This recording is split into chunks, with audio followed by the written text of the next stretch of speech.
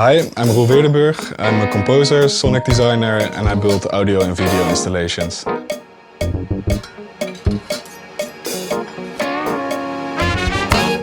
Hi Roel, thank you so much for opening this nice studio for us. How did you end up in this area? I ended up in this area via my study. That was music and technology at the University of the Arts here in Utrecht. Via there I started making music and composing and creating sounds and creating installations. And during that study I also realized that I liked video a lot.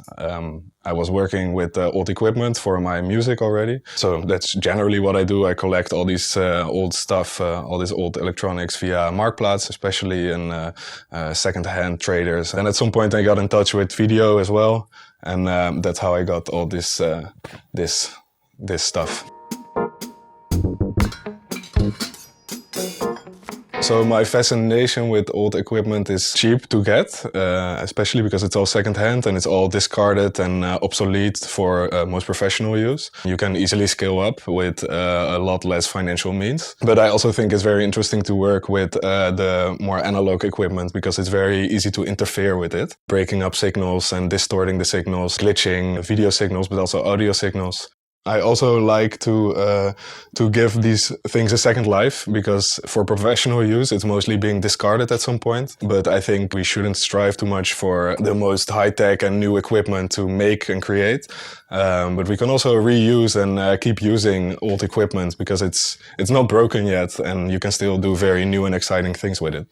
So, yeah. If you met now your teacher from the first grade and she asked you what you do for a living, what would you tell her? How do you describe yourself? I would describe myself as an autonomous artist. So I create video installations and audio installations, and that's really my own work. But I also, all the equipment that I use for those works, I also rent out. So I have a lot of contacts with artists and starting artists, students, some small production companies, activists, and they also like to use all this. So I rent out the equipment, so it ends up in musea and on festivals and galleries and all that kind of places. It's really two-sided. I use all the equipment myself, but I also rent it out. I just hustle where things are possible to hustle. Yeah. I always liked electronic music, and I like to focus on the sound itself and not necessarily vocals or text. Acoustic instruments, I really like to get more out of it. So I also work with acoustic instruments, but I want to completely change the sound that's coming out of it and get the most, the extremes out of this instrument. What I like to focus on with music and with video is the artifacts, mostly the unwanted and unexpected artifacts, the little surprises, which also keeps it more interesting to me to work with. And if you always do work according that you expect something, at some point that would get boring to me.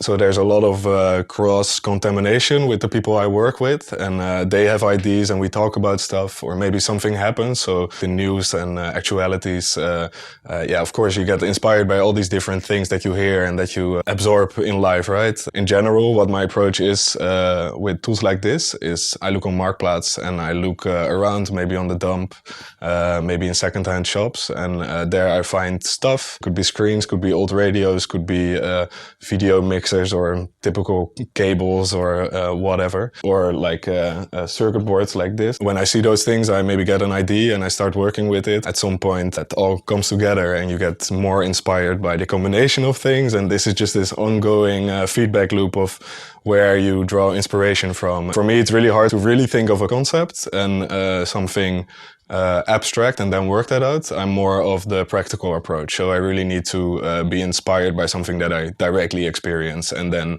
start working with that. And maybe during the whole process, I can start writing about a concept and maybe attach a story to it. Do you experiment more first with music or with sound, let's say, or with image? What comes first for me lately, it's always video. Sometimes also the direct combination. So then I use video signals and directly translate it to sound, but also the other way around. So you can also plug music directly into the screen and you will create images with it. But you can also put video signals and analog video signals into an audio mixer and then hear what the visual is. So there's this big feedback loop and this cross contamination between different disciplines and different kinds of equipment. Could be from both sides, yeah. Finishing a project is the hardest thing ever. It's practically impossible for me. The first time that I really had the feeling that I finished something was with Don't Mess With My Head. There's this residency that I did in the Worm in Rotterdam. You can also see some images here of that project. The first time I really experienced that something was finished was when they wanted to buy a part of the installation that I put there. So it was a very big installation, but one of the parts they wanted to buy and have there permanently installed. I took everything back from what was there and I constructed it here, and it was really Hufter-proof and it was easy to use for people who have no experience with technology. And at some point it was done here and I delivered it there and I installed it, and that was the first time that I really thought, okay, now I finished something. Apart from that, maybe some projects at school that at some point you get a grade for it and then you're done, but I never had my own projects really finished. It's really this ongoing thing. Yeah. There's never an end to it and it can always be bigger and better, and it's very dangerous as well. It's sometimes a bit exhausting, but also fun to keep developing. The thing that I'm most proud of that I found is I think all these different screens. These are all Barco ADVM 14s, and it's the biggest collection I have of one kind of screen. So if you install this, it has this very uniform look and it's very heavy and industrial, and I think I gathered that over all the years, and at this moment I can be really proud of the shape it takes. It's so big and massive and very impressive. This is not even all of it. I have more in my storage. Impressive indeed. Yeah. So I think that's like the whole video wall as a whole that I can set down now. I think that's 80 or 90 different screens. And that's a very impressive thing to look at. And people are always blown away if you see it. Yeah, it wasn't one time that I had this. It was more of a gradual build up to this moment. Now it's like a collection, right? Yeah. You have a Marktplaats alert. Yeah, exactly. Yeah. When these screens are being put on Marktplaats, I know it instantly and I will go for it. Yeah.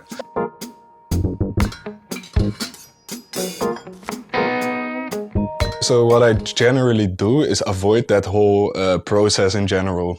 If people want something of my work, I have this philosophy in my whole process that I always use old, obsolete electronics. People will know when they ask me for a work or if I approach them that I will work that way and that I will always gather all the trash that I can find locally or from my studio and use that in an installation. So in most cases, people really understand what I'm doing. That's just the big red line in all of my works. What I don't really like for myself, and I understand that a lot of artists do this, is per project define a concept and define a story that I want to tell. It's needed in a lot of cases because that's how the art world works. Also with subsidies and fundings, you need to have a good story. But I think in general, I really try to avoid that. And because of that, I don't really have experiences where people didn't understand what I was going to do or did. That's it's my strategy to really bypass the whole I have to have a fixed story already. Also because I think for me it takes away a lot of the spontaneity, because I really want to have an open play field, open playground when I work on something. I want to experiment and maybe find out things that I didn't expect and then build on that, on the results of that. It shouldn't be a fixed thing for me. Yeah. And people understand that until now, so that's really nice. Yeah. I hope you enjoyed this episode. Don't forget, there is more to watch.